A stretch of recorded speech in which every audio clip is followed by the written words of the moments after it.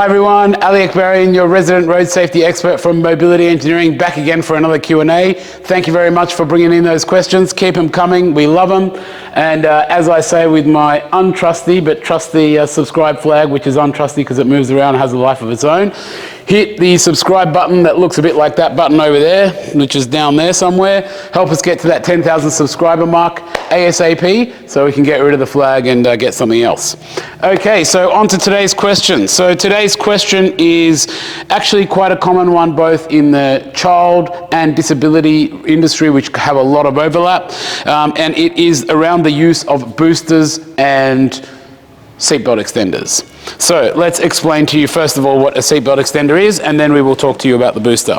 So a seatbelt extender is generally a buckle extender that sits on the end of the buckle. It has a tongue on one end and a buckle on the other, and what you do is you connect it to the buckle end of the seatbelt like so, and then it would extend the belt like that. Now this one is not 100% compatible with this because it's a center belt, so this is a good point of the video, which is happening live, by the way. So normally this would click in, but in this case it's not able to. I will show you on this side, it probably will work. Yep, there we go. Oh no, it didn't work on that one as well. So this is obviously not a compatible seatbelt buckle for this vehicle buckle. So that will bring another Q&A that we will answer, is whether or not you need compatible buckles. But regardless of that, it doesn't matter, we can still answer the question for you. The question is, do I use or can I use a seatbelt buckle extender with my booster? So when I'm using a booster, and this is a very common question that arises. Why does this question arise quite commonly? So if I look here, if I want to bring my seatbelt around and put my booster seat in using the seatbelt guides, running the seatbelt up and in through those guides up the top there, like so, and then bringing that down the bottom there.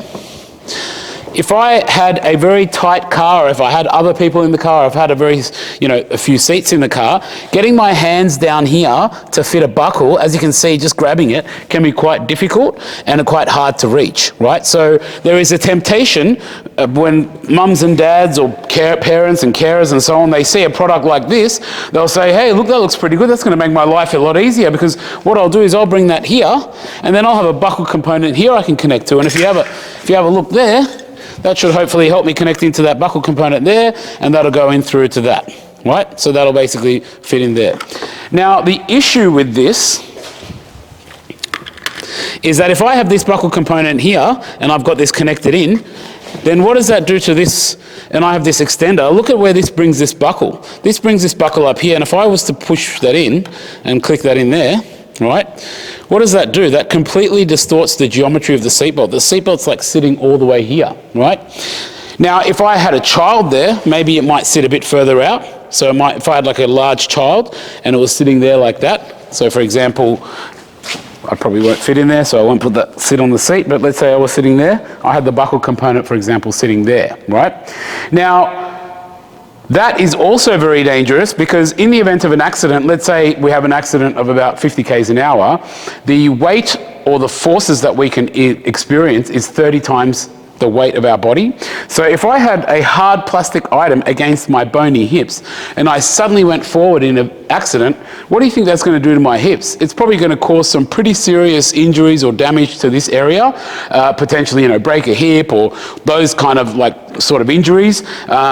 Who knows what can happen, but it's very dangerous to have something like that against your body at those kind of speeds in a vehicle crash environment. And we don't know if we're going to have a crash, so we need everything to be set up correctly. So what is everything set up correctly? Well, like I said to you,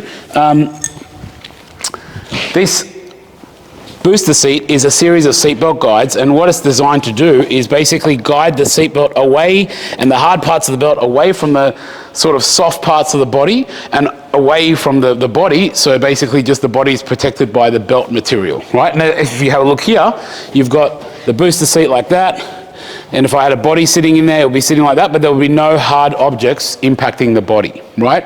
It might be a bit difficult to use, but basically it's going to be safer.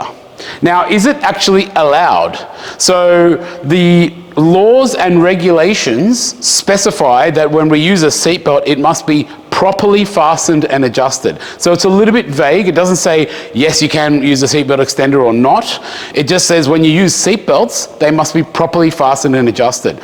So properly fastened and adjusted means that it goes across your chest like that and on your shoulder, down into your hip area, and the buckle is down there, away from our body. If the buckle is up here and then this sash thing kind of is distorted and it's not on your hips and it's sort of not sitting on your shoulders properly in a right angle, then that's not classified as properly fastened and adjusted. And so technically, as a result of that, this seatbelt extender would be illegal to use, right?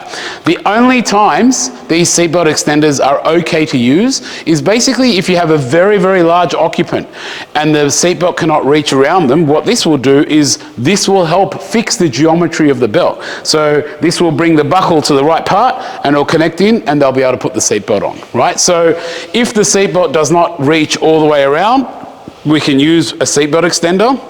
Even if it's for a very large child and it doesn't reach all the way around, yep, we can use a seatbelt extender. But if it's for, I need it to be easier access, and if it's to make it easier to plug in, then no, we can't use this. And when you read the recommendations from all the booster seats and their instruction manuals and all of that, they always say, we do not recommend using a seatbelt extender, right? So, and they don't recommend it because of those potential injuries. So hopefully that answers the question of, can I use a seatbelt extender with my booster seat for the hard access locations? And the answer in a nutshell is basically no, we can't, unless we are a very, very large occupant. All right, so thanks very much for tuning in. As we said, keep those questions coming.